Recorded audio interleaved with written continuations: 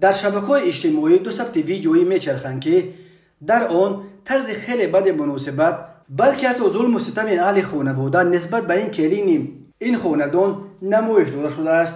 بدرفتاری نسبت به این کلین به اندازه است که او حتی حق ندارد بدون اجازت خوشدامن و خواهر شوهرش یگان غذا حتی یگان پاره نان بخورد. در یک ویدیو کلین یک پاره نان شکسته در دستش به خوشدامن و خواهر شوهرش ثابت می‌دهد که از این پاره نان تنها یک لبش را شکسته خورده است و دیگر دست نرسانیده است. در نوار دوم خوشدامن همراه دخترش کلین رو به نوار گرفته قسم می‌دهند که فلان و فلان کارها رو نکند.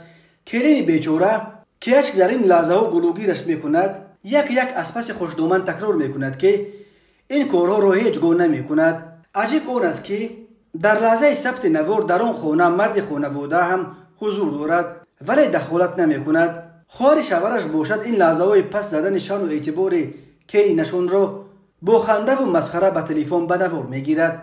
بنا به اطلاع دریافته این کلین از جماعت سرخ اسفره بوده، مادر نداشته است و او را به محل ککیر جماعت چورکو به یک جوان گنگ به شفر دادند. مادراندر این دختر از دیدن این ثبت‌ها به وحشت آمده به مقامات عرض کرده است تا نسبت به این دیکتاتور خوشدامن یا دیوانه‌شوی خوشدامن چاره‌های قانونی بیاندیشند.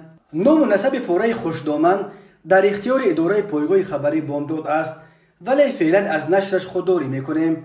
شکایت‌ها از ظلم و ستم خوشدامن‌ها و دیگر خویش و تبار شوهر نسبت به کلین‌ها و از دخالت اعضای خانواده شوهر به حیات اولیوی جفت‌های جوان در تاجیکستان خیلی زیاد است. این ظلم و ستم و دخالت‌ها در هزاران مورد سبب مناقشه اولیوی و خانوادگی اولیه‌های جوان شده در صدها مورد کلین‌های بی حقوق را تا به خودکشی رسانیده است. در پی تماشای این ویدیو نیز ده‌ها نفر از مقامات خواستند تا نسبت به خوشدامن برای چنین بدرفتاری نسبت به کلینش چاره بیاندیشند.